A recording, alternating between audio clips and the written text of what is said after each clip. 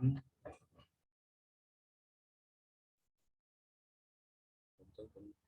Bien, buenos días a todos. Vamos a pasar lista rápidamente. Control. Control. Estamos a 27. 27. Agosto. Bajeca. Bajeca. Presente. Benítez. Presente. Bernal.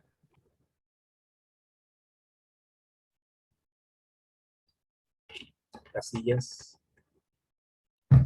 Presente. Chávez. Presente. Covarrubias. Espinosa. Presente. Flores Aispuro. Presente. Galarza. Presente. Hernández. Ok, Hernández. Muy bien. Mijares. Murakami. Presente. Rodríguez. Presente. Serrano. Soto Cisneros. Presente. Valencia Cuen. Presente. Villegas Sotelo. Presente. Presente.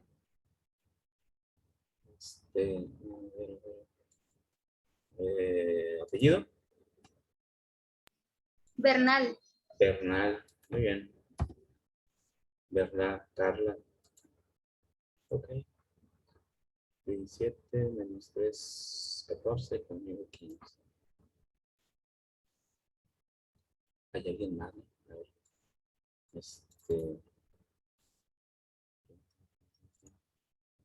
Covarrubias. Minjares. Presente. Era Minjares. Ahora sí. Bien, vamos a continuar. No estamos grabando, ¿no? Estamos trabajando ahorita sobre presión, ¿verdad? Comentamos. Ahorita estoy dando la clase de mecánica de fluidos y ahí pues tenemos que tocar el concepto de presión y por eso es importante verlo aquí en termodinámica como una parte importante antes de entrar a las leyes. Y de todos modos, me comentaba, la presión es una de las propiedades que se utiliza en muchas áreas del conocimiento para los fluidos. Y ahorita en mecánica, pues ahí estamos recordando, ¿no? Y luego me comentan, sí, eso es que cuando llevamos termodinámica, pues no vimos presión, no enfrentamos presión directamente. Y pues quién sabe, ¿no? El caso es que sí hay que ver a detalle presión para entender después, tener las competencias para otras materias y para esta misma, ¿no? Donde la presión es fundamental. Entonces, pues ya hemos avanzado, estamos hablando sobre el barómetro, ¿no? ¿Qué dijimos que era el barómetro? ¿Para qué nos sirve un barómetro? Para medir la presión. ¿Qué tipo de presión? Como en un sistema. Pero Y empieza desde una Presión atmósfera. atmosférica. ok, la presión atmosférica, ¿va? Específicamente, claro, utiliza el principio que hemos manejado desde que empezamos a hablar de este tema, de que la presión es una fuerza que desplaza un fluido, ¿no? Se manifiesta sobre la superficie y lo desplaza. Entonces, la atmósfera, pues también es una fuerza que desplaza el fluido en el barómetro.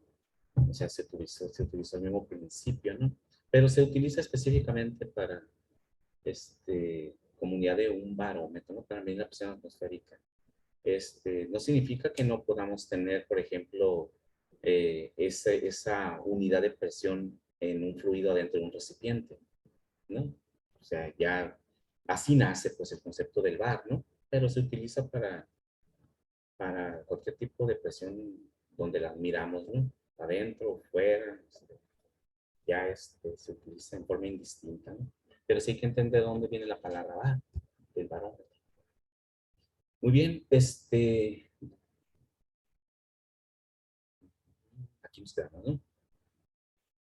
Entonces, pues ya entendemos muy fácilmente que la presión atmosférica, como cualquier presión, tiene diferentes efectos sobre los sistemas o las cosas que estén sometidas a esa presión. Nosotros estamos sometidos a la presión atmosférica y también tenemos, recibimos el efecto de esa presión. Si nuestros sistemas internos se debilitan, pues nos afecta la presión atmosférica, invariablemente, ¿no? Por eso cuando vamos, por ejemplo, a una parte más alta o estamos acostumbrados a vivir en una parte más alta y luego bajamos a una parte más baja, esas personas tienen ese efecto, ¿no? Su sistema resienten esa fuerza que es la presión atmosférica. Entonces, como la presión atmosférica depende de la altura y los procesos termodinámicos dependen de la presión atmosférica, pues aquí tenemos algunos ejemplos que vamos a ver muy rápido. Por ejemplo, cocinar lleva más tiempo a grandes alturas, puesto que el agua hierve a menor temperatura, bajo presiones atmosféricas más bajas, ¿sí? Entonces, como hierve más rápido el agua, el cocinar es el efecto no de la temperatura, es el efecto de la energía que tenga mi sistema. Entonces, si rápidamente hierve el agua, pues no se alcanzan a cocer rápido las cosas porque el agua hirvió a temperatura más baja, ¿no? Es decir, a energías más bajas. Por lo tanto, cocinar lleva más tiempo, ¿no? Porque aunque el agua hierva más rápido porque hay menor presión atmosférica, requirió menor energía y el cocimiento de los alimentos es por la energía, no por la temperatura. Por lo tanto, tenemos ese efecto, ¿no? En la energía. Recuerden que la temperatura es un indicador de la cantidad de energía. ¿Ok? Dice, son comunes las hemorragias por la nariz a grandes alturas, puesto que la diferencia entre la presión arterial y la presión atmosférica es mayor. Nosotros también tenemos nuestra presión manométrica, ¿no? Que es nuestra presión arterial. Y entonces, la diferencia entre mi presión, que estoy acostumbrado a una determinada atmósfera, y luego cambio de posición a grandes alturas, en donde la presión atmosférica disminuye, hay una descompensación en nuestros sistemas, ¿sí? Y dice, y las paredes de las venas no soportan este gran esfuerzo. ¿Qué pasa aquí? Que aquí a nivel del mar, nuestro sistema, nuestro sistema arterial, nuestros vasos sanguíneos, nuestras arterias, nuestras venas, el corazón está bombeando y hay una fuerza atmosférica que está contrarrestando, ¿no? Como en cualquier sistema, ¿no? La presión atmosférica comprime y el corazón empuja. Y hay un equilibrio. ¿Qué pasa cuando se reduce la presión atmosférica, pero mi corazón sigue bombeando a la misma presión? La presión del corazón se vuelve una presión más alta con respecto de la atmosférica, que disminuye, y eso hace que nuestras venas tiendan a inflarse, ¿verdad? Es lo que ocurre con un globo, ¿sí? ¿Qué pasa con un globo, con los globos esos meteorológicos que avientan a la atmósfera para medir las condiciones atmosféricas? No se van hasta el espacio y más allá, ¿no? ¿Qué pasa con el globo? Esos globos que soltamos, meteorológicos. ¿Qué ocurre al final? Con él. Explotan. Explotan, ¿por qué explotan? Por la que ya no soportan la presión. Soporta su presión interna, no la presión de la atmósfera, ¿sí? Creemos que explota que porque lo revienta la atmósfera allá arriba, no tenemos esa idea. No, el globo explota por su propia presión interna. Lo llenamos con cierto gas aquí abajo y el globo se ve así, no sé si han visto cuando lo sueltan, que se ven así los globos, como los llenan con un gas como el helio, pues, o el hidrógeno. Se ven así como muy desinflados, pues, pero tiende a elevarse porque es muy ligero el gas que le colocan adentro. Pero se ve completamente así muy desinflador, como que le caciquean el helio ahí, ¿no? Le ponen el helio suficiente para que se eleve nada más, pero son muy grandes.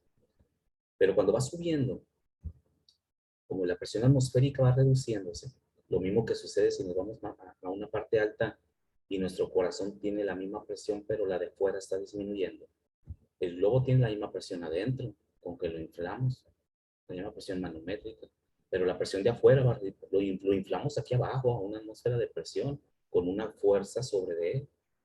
Pero cuando va subiendo y se reduce la presión atmosférica, el globo empieza a hincharse porque la presión de adentro es más grande, ¿sí? Y no porque esté creciendo la presión adentro del globo, la presión adentro del globo es la misma. Lo que pasa es que la presión de afuera está disminuyendo y eso hace que la presión de adentro se manifieste como una fuerza, como ya no está la presión atmosférica que lo está conteniendo, pues empieza a inflar el globo, ¿no? Hasta que revienta. Llega a una altura en la cual la presión atmosférica es tan baja y su presión adentro, aunque aquí abajo era muy bajita y arriba es muy grande, revienta, se va hinchando, porque ya no tiene nada que lo contenga por afuera. Y revienta y cae a la tierra. Entonces eso es por eso muchas personas les dan hemorragias cuando suben a una persona más alta. Decimos, es que se te subió la presión. No, mi presión es la misma. Lo que pasa es que ya no estaba la presión atmosférica que contuviera mis vasos sanguíneos y mis vasos sanguíneos se hincharon y algunos de ellos se rompieron. O sea, el proceso, las propiedades, presión, temperatura y volumen, funcionan para todo en el universo, para cualquier sistema, se aplica, nada más hay que analizar bien cómo está sucediendo. Siempre lo mismo, presión, volumen, temperatura. Hay que estudiar cómo cambia, ¿no? Dice la densidad del aire es menor a grandes altitudes, por lo tanto también hay menos oxígeno. ¿Sí? Sabemos muy bien. Nuestro cuerpo se adapta a grandes alturas, a vivir a grandes alturas. Por ejemplo, allá en Perú, que viven a alturas de 6,000 metros de altura. Si México está alto, a 1,800, casi 1,900 metros sobre el nivel del mar, y sentimos efectos cuando vamos para allá. Imagínense ir a Machu Picchu, allá en el Perú, a 6,000 y feria metros de altura, donde la densidad, como se va haciendo menos denso el aire, con la altura la atmósfera es menor, pues también hay menos oxígeno. Y por lo tanto sentimos que nos ahogamos, no podemos respirar, tenemos que llevar aire. Empezamos a jadear, ¿no? A jalar aire porque no hay suficiente oxígeno. Pero la gente que está ahí sí está adaptada para eso. El cuerpo humano genera más glóbulos rojos para tener más forma de mover más oxígeno. Entonces, esa gente tiene una cantidad enorme de glóbulos rojos comparada con nosotros. Nosotros no lo necesitamos porque hay mucho oxígeno. Y así el cuerpo compensa esa diferencia. Por eso esa gente puede vivir allá arriba, ¿no? A altitudes tan altas, ¿no? Dice también, los motores de los autos son menos eficientes a grandes alturas por la misma situación, ¿verdad? La caída de presión y la baja densidad del aire, ¿sí? La máquina térmica del carro trabaja con cierta cantidad de aire que tiene oxígeno para quemar el combustible. Si subes más alto hay menos oxígeno, la relación oxígeno-combustible cambia y ese carro empieza a fallar. Por eso si llevas un vehículo que aquí lo tienes trabajando muy bien y viajas con él a la Ciudad de México, cuando llegues allá tienes que ir a un taller porque te va a empezar el carro a fallar. No tiene fuerza porque no hay cantidad de oxígeno suficiente. Entonces es muy simple, le mueven ahí la entrada de aire, que jale más aire para que tenga más oxígeno y ya se le quita la falla, ¿no? Pero ahí se manifiesta el efecto de la presión atmosférica sobre las máquinas, ¿no? Que consumen oxígeno. Dice, se requieren mayores ventiladores de enfriamiento para operar a elevadas altitudes y asegurar un flujo másico especificado. Pues sí, como va cambiando la atmósfera, cambia con la altura, ¿no? Se va haciendo más pequeña, pero también se va haciendo menos densa. El concepto de la densidad, ¿no? Hay menos concentración de masa. Las moléculas están más separadas que más cerca del nivel del suelo. Acerca del nivel del suelo, pues una mayor atracción gravitacional y el peso de la masa que está arriba comprime el peso de la masa que está abajo, entonces se vuelve más denso aquí abajo la atmósfera. Entonces, allá arriba pues se nos requiere mover más aire para tener la misma cantidad de masa que aquí abajo, ¿no? Digo, considerando que nosotros estamos a nivel del mar, ¿no? Prácticamente. La presión y densidad, dice, afecta la fuerza de sustentación y arrastre de los aviones, por lo que requieren pistas más largas para tomar más vuelo a grandes altitudes. Eso es interesante también. Aquí a nivel del mar, con una pista cortita, el avión alcanza a elevarse rápido. La densidad del aire es 1,22 gramos por metro cúbico y el avión se sustenta en esa gran cantidad de aire y se eleva muy rápido. No necesitan pistas muy grandes. Sin embargo, en la Ciudad de México las pistas tienen que ser muy grandes. Y mientras más alto, las pistas más grandes. el avión necesita agarrar más vuelo porque como la densidad, a final de cuentas se sustenta en el aire.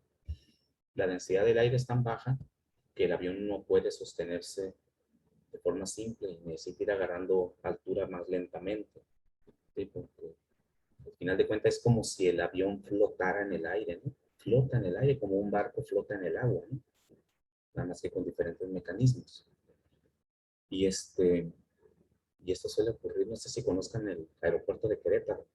Es una maravilla es una maravilla de la tecnología, no quiero verme malinchista, ¿no? Pero mexicana, ¿no? Está en un cerro, ahí en el aeropuerto, de por sí Querétaro ya está alto, ¿no? La densidad del aire es más baja.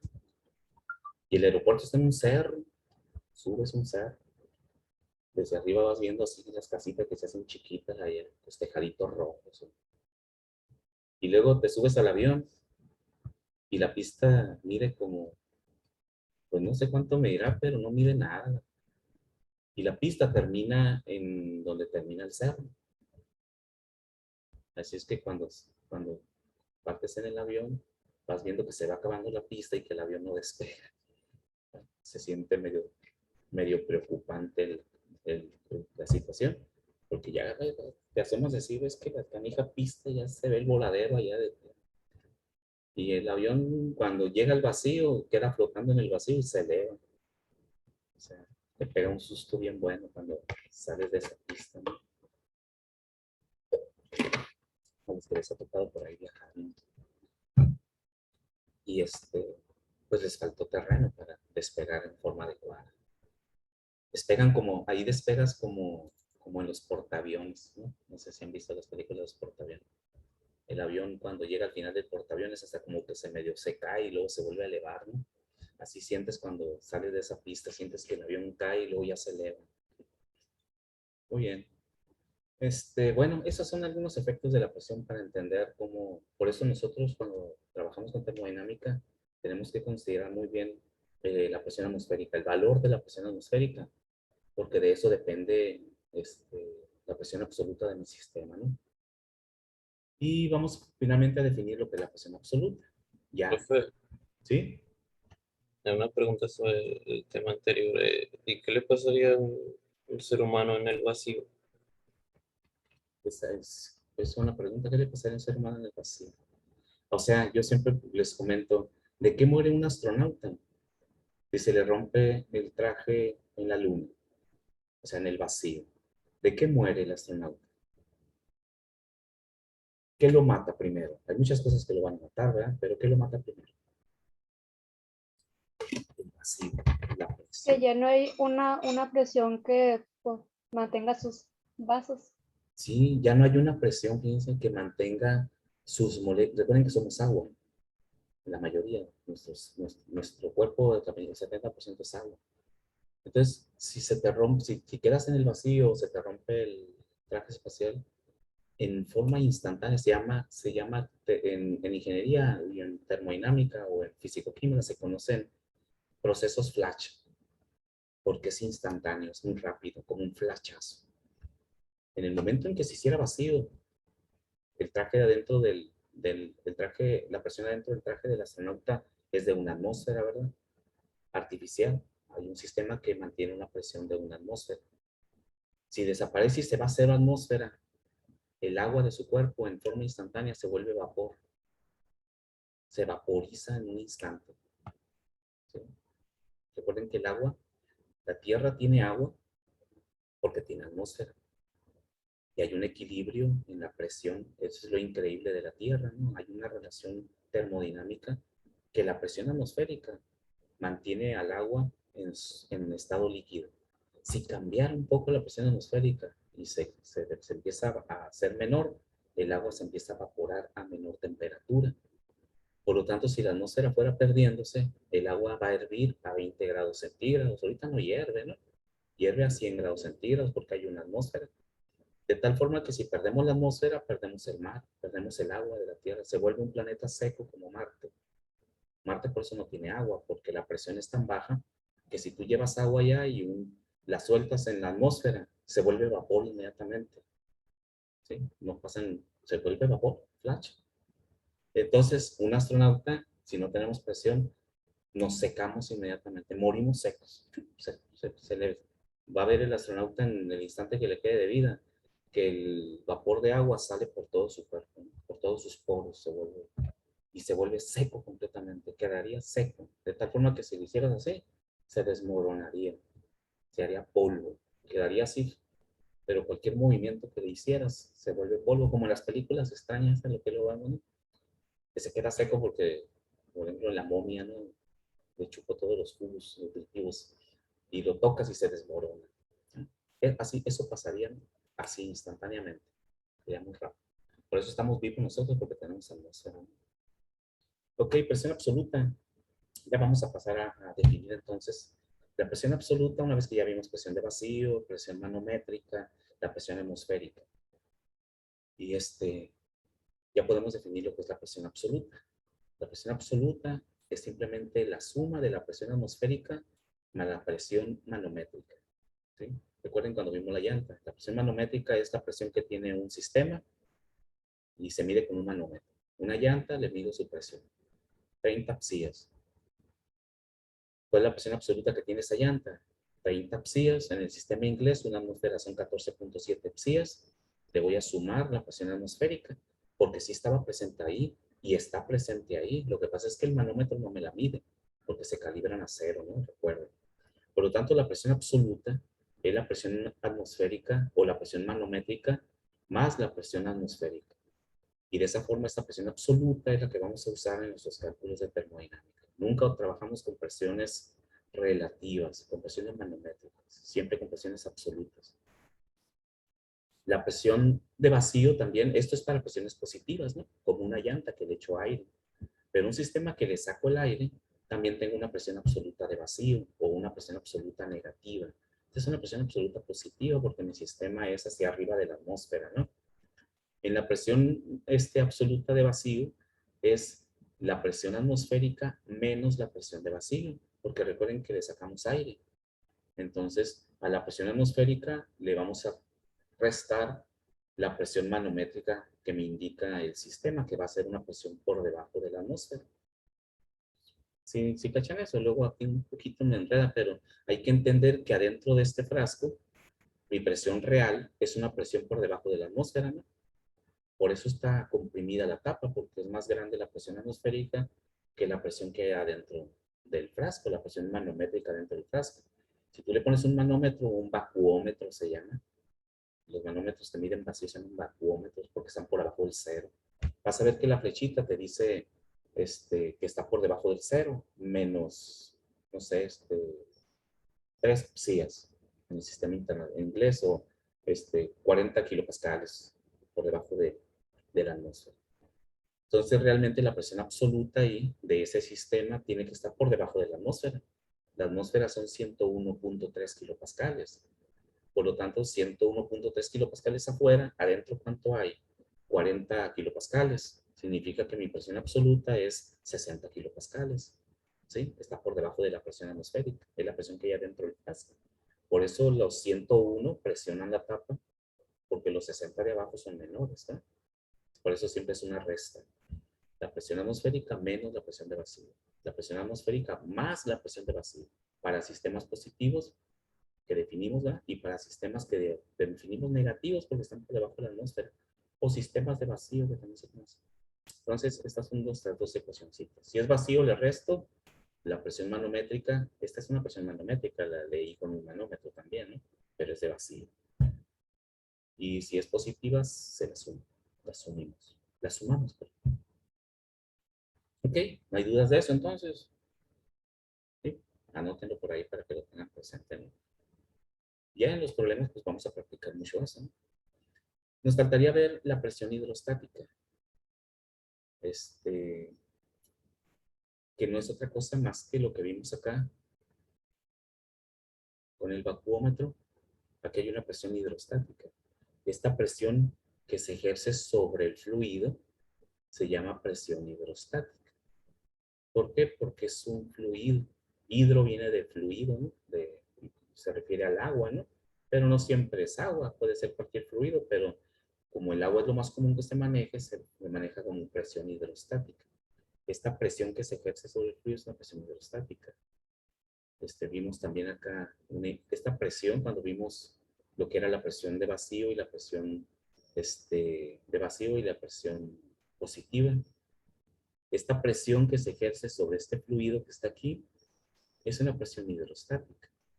O sea, la presión hidrostática significa que estamos ejerciendo una presión sobre un fluido que no está fluyendo, que está en reposo y que se ve afectado por esa presión. Este fluido no está fluyendo, estaba en reposo aquí, ¿no? Pero cuando la presión atmosférica actúa, se mueve el fluido, ¿sí? Porque hay una presión que está trabajando sobre ese fluido que inicialmente está fijo, está almacenado aquí en el tubo. De ahí viene la palabra hidrostática. Entonces, la presión hidrostática, dice, es la presión debido al peso de un fluido en reposo. Entonces, este fluido que está en reposo tiene un peso, tiene una presión. ¿En dónde hay mayor presión? ¿Arriba o en el fondo?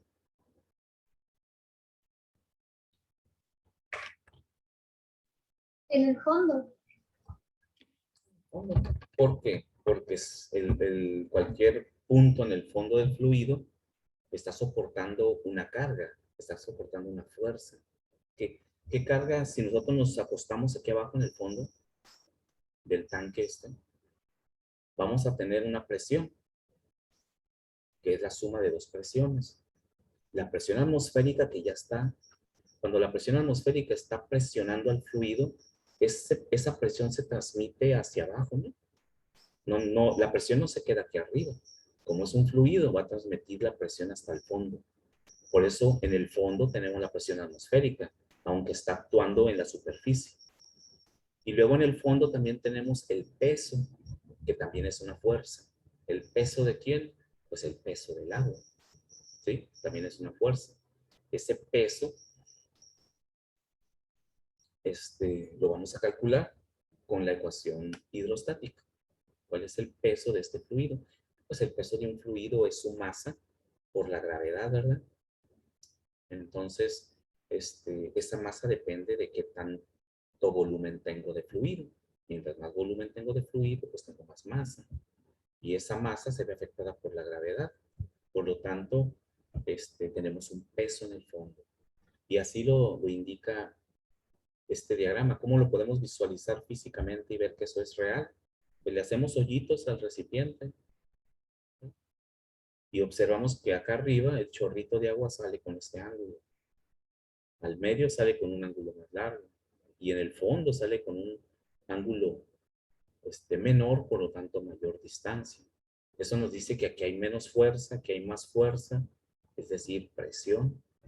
Y en el fondo hay más presión. Mientras más me acerco al fondo, mayor es la presión.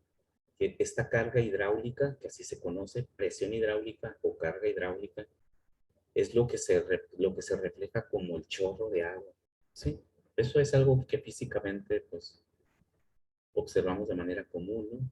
En algún momento, ¿no? Entonces se debe a eso, a la presión. Y se denomina presión hidráulica porque es un líquido. Entonces dice, está en reposo, ¿no? En mecánica de fluidos ya van a estudiar fluidos en movimiento, ¿no? Por la ecuación de Bernoulli. Entonces, ¿cómo calculo la presión hidrostática o la presión hidráulica? Pues es muy fácil. Necesito hacer una sumatoria. ¿Qué presión tengo aquí en el fondo? Acá me voy a otro dibujito, ¿no? Aquí en la superficie del agua tenemos una atmósfera. Ahí está la presión del agua. ¿Por qué? Porque este sistema está dentro de la atmósfera. Sabemos que esa presión atmosférica, este sistema, el valor de esa presión atmosférica va a depender si este tanque de agua, porque es un tanque, ¿no? Alto de agua, está aquí en Obregón o está en la Ciudad de México. Ahí sí variarían. Recuerden que esta presión es la presión atmosférica, pero tiene valores diferentes dependiendo de la altura. Eso ya lo vimos. Y en el fondo ya dijimos que tenemos la suma de la presión atmosférica más la carga o el peso del fluido. El peso del fluido lo voy a calcular con una expresión que se denomina presión manométrica del fluido y es Rho, la densidad, por la gravedad, por la altura. ¿Ok? Es el peso del fluido en función de su volumen. La altura me da el volumen, ¿verdad? Porque tenemos un área en el fondo y tenemos una altura. Si la altura cambia, cambia la presión. Significa que aquí al centro tengo otra presión diferente, porque únicamente arriba de ese punto hay una altura que es la mitad del tanque. Aquí al centro tendríamos, podemos decir, la mitad de la presión que tendríamos acá en el fondo. ¿Ok? Y así conforme vaya subiendo y se acerque a la superficie, va a llegar un momento en la superficie, la única presión es la presión atmosférica. Ya la presión por la carga hidráulica se vuelve cero, porque no hay altura. Si H es igual a cero, la presión o la fuerza por el efecto de la masa se vuelve cero. ¿Ok? Entonces, la altura, esta H, es la altura del líquido. ¿Ok? Y su expresión es ρGH. ρGH es la presión manométrica. Anótenlo ahí, ¿no? No es la presión absoluta. La presión absoluta es la suma de la presión atmosférica más la presión manométrica. Ya lo vimos aquí, ¿va? Para sistemas positivos. La presión atmosférica que está actuando sobre la superficie, más la presión manométrica. Esta presión manométrica no la voy a medir con un manómetro. No le voy a colocar ahí un manómetro como en la llanta, ¿no? Porque es impráctico, ¿no? Sí existen manómetros de presión, pero lo voy a medir con la altura, en este caso, ¿no? Ya en el uso no mide la altura. Nosotros vemos los fundamentos de los cálculos, ¿no? De cómo se calculan las propiedades. Ya después viene la tecnología, ¿no? Entonces, esto es P manométrica para un sistema de un líquido en reposo almacenado. Es igual a la densidad por la gravedad por la altura. ¿Sí? La densidad del líquido que esté almacenado, la gravedad porque siempre está presente, por eso es una fuerza, es un peso, y por la altura del fluido. ¿Sí? Mientras más altura tengo más fluido, tengo más volumen, tengo más masa, y por lo tanto hay una mayor fuerza y una mayor presión. Este fluido está actuando sobre el área del tanque, ¿no? Recuerden que presión es igual a fuerza por área. La fuerza de este fluido es masa por gravedad o densidad por gravedad, ¿no? La masa está en la densidad con respecto del volumen que tiene el fluido. ¿Okay? Entonces actúa sobre el área, por eso es una presión. Pero no nos interesa conocer la presión. Perdón, no nos interesa conocer el área, porque el área está implícita en el volumen que tiene el fluido. ¿Sí? Es decir, si cachan que cuando decimos por la altura y la densidad tiene el volumen abajo, entonces allí ya está incluida el área que tenga ese recipiente. Pero no, específicamente no está expresado, está en el volumen. Volumen es área por altura, recuerden, ¿verdad? Muy bien, entonces pues eso sería la cuestión de las definiciones, el analizar cada una de las diferentes presiones que se manifiestan dependiendo de cómo las medimos, ¿no? Y las presiones absolutas, que al final de cuentas son las que vamos a utilizar para estimar cálculos en ingeniería. Siempre simplemente la presión manométrica, como la podamos medir, si es un fluido gaseoso con un manómetro, si es un recipiente almacenado y tenemos la altura del líquido, podemos calcular, y su densidad, podemos calcular la presión manométrica que está ejerciendo a diferentes alturas y ya calcular la presión absoluta que está actuando en ese líquido almacenado, ¿no? Y aquí tenemos un ejemplo. Vamos a empezar a hacer algunos ejemplitos.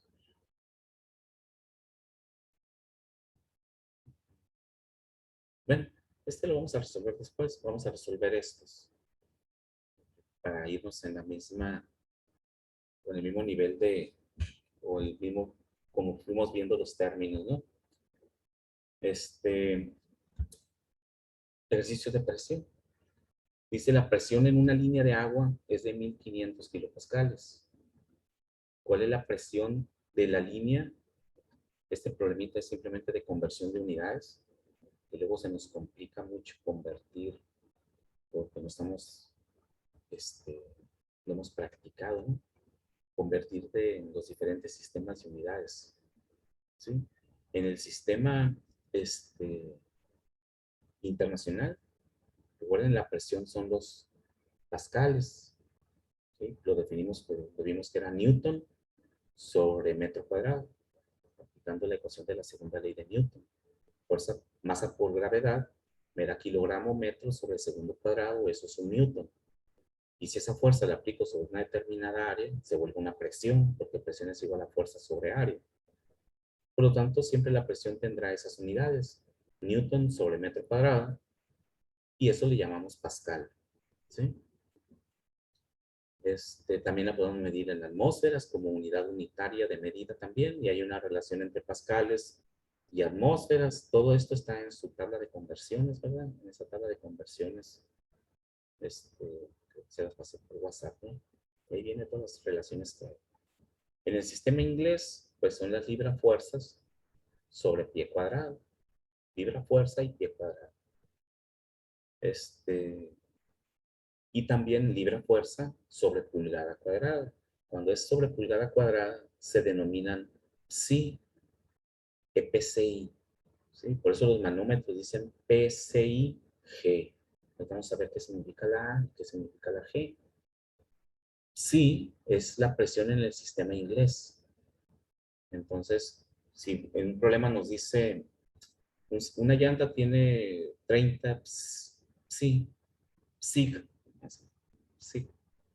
Bueno, para empezar son libras por pulgada cuadrada, porque son PSI. Ahora, si tiene una G, es manométrica, porque G viene de gauge, que es el manómetro en inglés. Quiere decir que si yo le mido la presión a una llanta con un manómetro y está en el sistema inglés, me va a decir ahí 30 psi. Ya me dice que son manométricas el manómetro. Pero yo también ya sé que son manométricas, porque se las estoy midiendo con el manómetro. Y si un problema dice, una llanta tiene 40 PSI, PSI-A, ya nos puso una terminación A en la presión. Entonces significa presión en el sistema inglés absolutas. Esa presión ya es una presión absoluta. No necesito sumarle la presión atmosférica. El problema ya me está dando la presión en presión absoluta. Hay que tener cuidado con eso para el sistema inglés. ¿Okay? Para el sistema internacional no hay una diferenciación. O sea, yo pido una presión manométrica en kilopascales, pero yo tengo que saber que es manométrica y sumarle la presión atmosférica para convertirla en absoluta. Y van a ser también kilopascales. O sea, no hay un indicativo en la unidad que me diga si es absoluta o es relativa, si es manométrica. En el sistema inglés sí. ¿Ok? Entonces, están los psi manométricos y están los psia absolutos. O también puede decir simplemente psi. Y sabemos que al decir psi también es manométrico. Presión en el sistema inglés. Ok, para la nomenclatura, pues el sistema inglés siempre es un poquito más engorrosito, ¿no? Para hacer los cálculos y las conversiones porque no es tan amigable como el sistema internacional. Por esa razón el sistema inglés cada vez se usa menos, ¿no? Entonces aquí nos dice la presión en kilopascales en el sistema internacional. Sabemos entonces que estos son kilonewton sobre metro cuadrado. O sea, la expresión generalizada de kilopascal la tengo que expresar con sus unidades, cómo está integrada esa expresión de presión. Un kilopascal es igual a kilonewton sobre metro cuadrado, así como un pascal es igual a newton sobre metro cuadrado. ¿Sí? O sea, hay que tener cuidado con los prefijos también. Como el pascal es una cantidad muy pequeña de presión, lo comentamos cuando definimos presión. Newton sobre metro cuadrado es una cantidad muy pequeña de fuerza. Un newton es una cantidad muy pequeña de fuerza. Por eso se manejan más en kilonewtons. Se utiliza juntar 1000 de ellos para tener una expresión más manejable, ¿no? Una atmósfera son 101.300 pascales, pues. Pero luego es impráctico expresarlo. ¿Qué presión? 101.300 pascales. Pues mejor le pongo 101.3 kilopascales. lo divido entre 1000 y lo expreso en kilopascales. ¿Sí? Para que tengamos cuidado con eso también, ¿no? Aquí vamos a tener que adquirir mucha habilidad en esta primera parte en el manejo de las unidades para los diferentes sistemas y el manejo de las conversiones. ¿Sí? Que es lo que luego nos atora cuando ya estamos trabajando con termodinámica. Entonces, vamos convirtiendo esos 1500 kilopascales a libra fuerza sobre pie cuadrado. ¿Alguien ya lo convirtió ahí? Necesitamos nuestra tablita de conversiones, ¿ok? Ténganla a la mano ahí.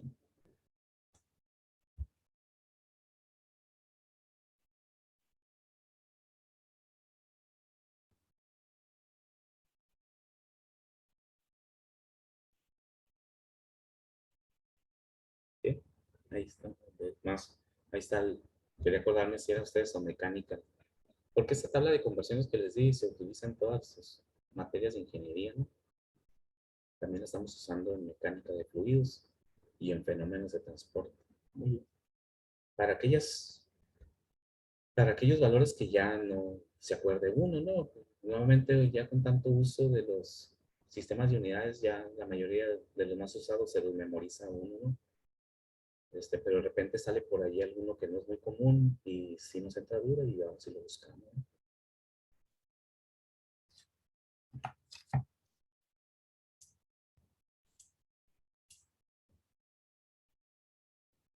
Entonces hay que convertir los newtons a libras fuerza y hay que convertir los metros cuadrados a pies cuadrados. Podemos irnos convirtiendo expresión por expresión o usar una directa si la tenemos en nuestra tabla de conversiones. Con dos caminos, el camino largo y el camino corto. Muchas veces yo me agarro y empiezo a sustituir las unidades básicas y me voy convirtiendo utilizo 3, 4, 5 factores de conversión para llegar al resultado. Porque luego me da más flojera andar buscando la tabla de conversiones. Y si tengo la tabla de conversiones a la mano, pues busco una que me lleve directamente de kilopascal a libra fuerza por pulgada cuadrada. No sé si este es el caso, ¿verdad? Vamos revisando nuestra tabla de conversiones. ¿Alguien ya encontró?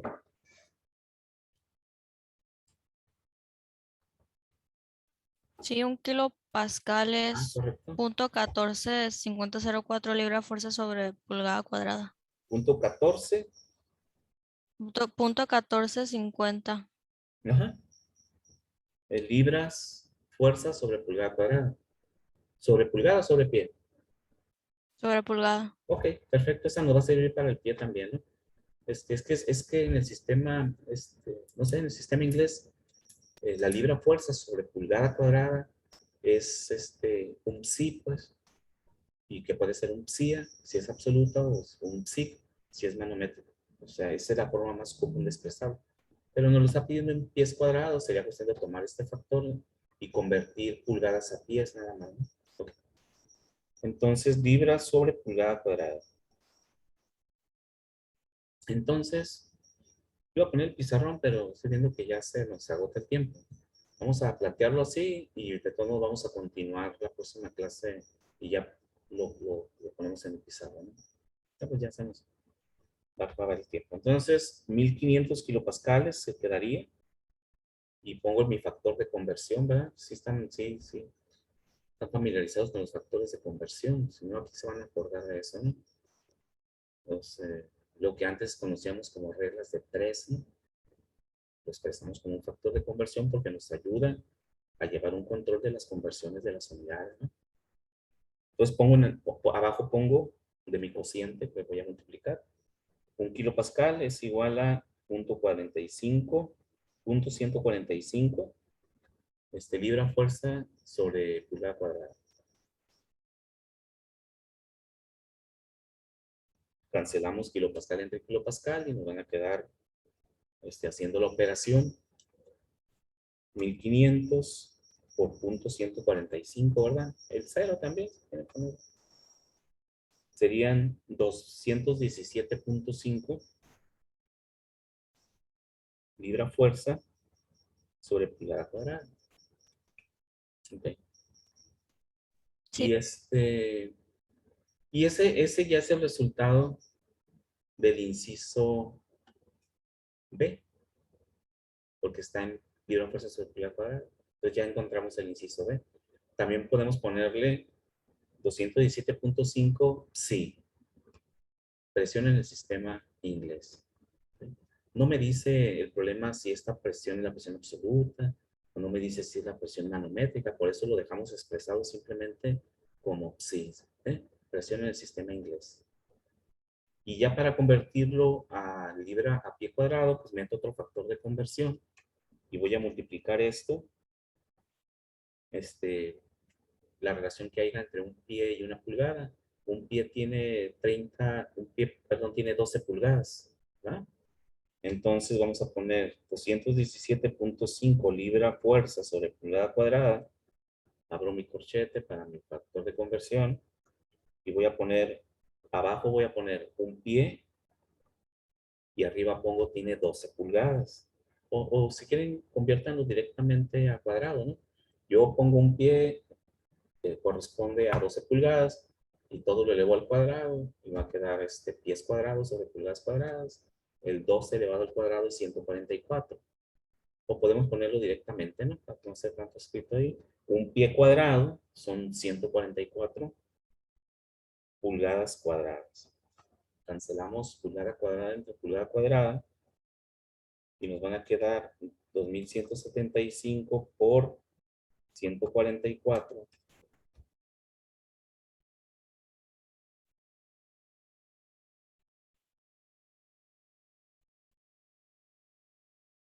Y eso da 3.13 por 10 a la 5.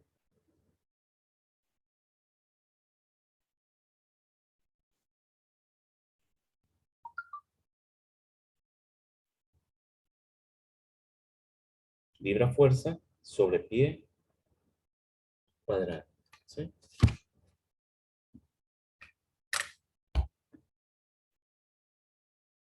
Y ya continuamos la próxima clase resolviendo los demás problemitas y al final ya resolvemos que es lo último que vimos ahí, la presión hidráulica.